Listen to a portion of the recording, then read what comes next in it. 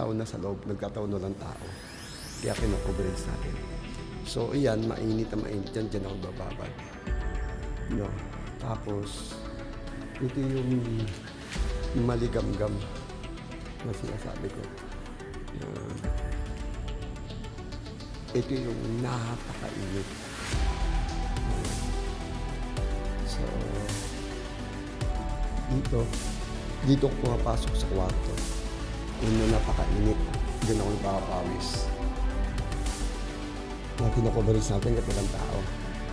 So, dito ako nagbababad din. After ko mainit, dito ako nagbababad. Ito, dito ako si-swimming. So, lang dito. Ayan. So, maluwag dito guys. No? May sauna dito.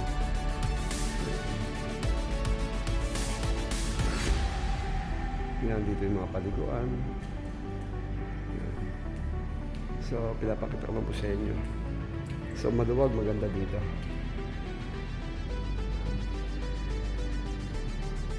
Yan. No? Ay nakapagbigay na konting idea dito sa loob ng sauna. Okay, pag sila ng kapalan, tapos Kuya Ace, Brother Ace, Pastor Ace, paparanak mo. God bless you. So, ano natin lang sa sauna pa dito.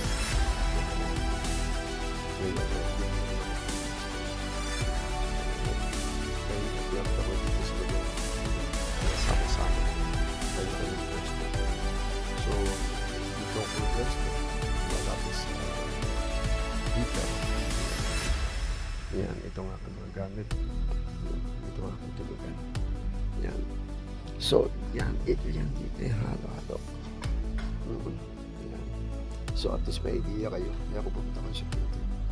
Malapit lang po ito sa palengke.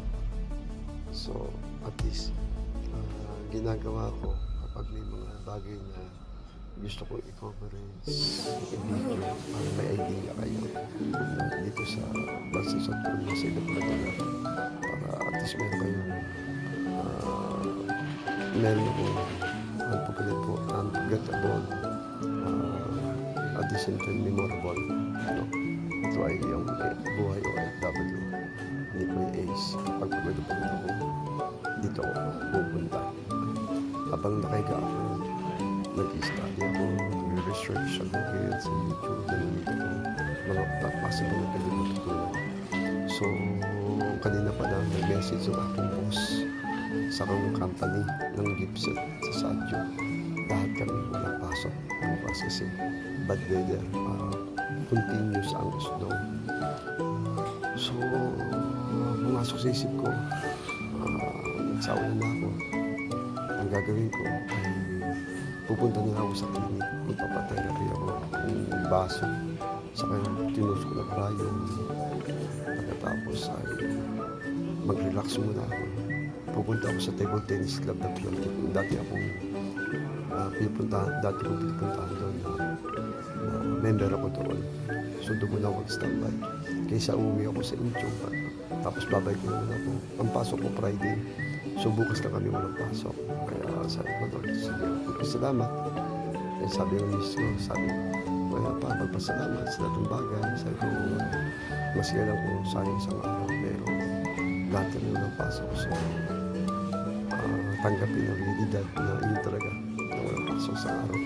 Pero, hindi maganda lang para madismaya, kundi hindi lang para mag-relax sa mga ito. Kaya gawin ko na, sauna, mag-clinic, at magkumari, magpa-injection ko, at therapy, tapos table tennis, balik ko sa sauna, tapos study.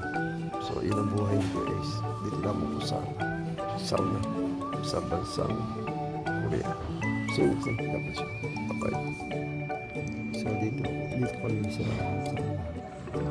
dito sa sauna yung matutulog kami. Lahat may bata na tanda,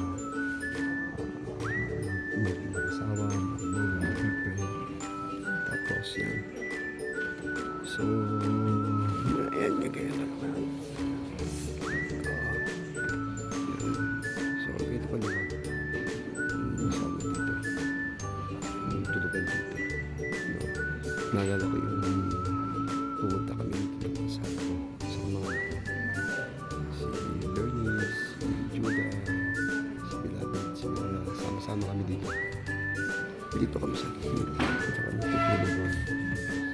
Okay, so nakita niyo yung idea dito. Yung sa loob ng sarang ng tulugan.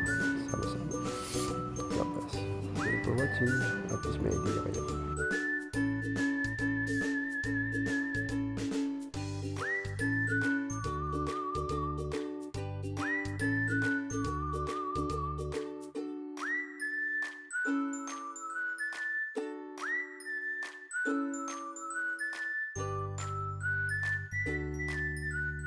Okay guys, so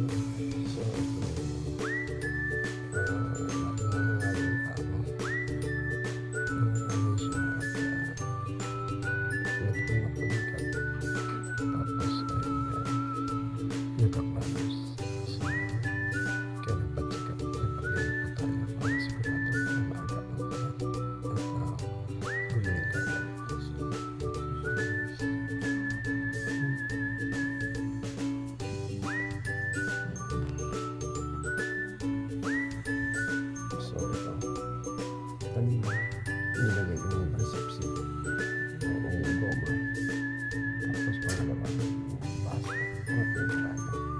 So ito naman yung heater. So hindi naman yearly ganito ginagawa ko para dahil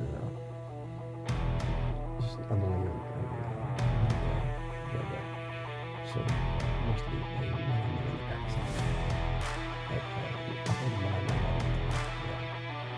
bibili para malaman na malaman yung sakit at maging malakas sa resistensya mo dapat inaagapan mo para hindi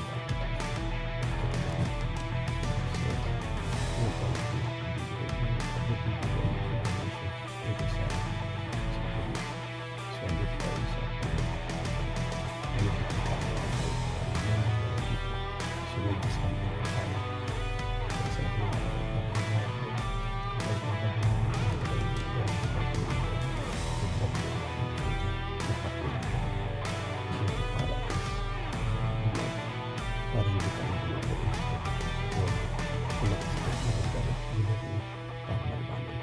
so minsan ba hindi nabibigay ng information, knowledge at understanding sa kanilang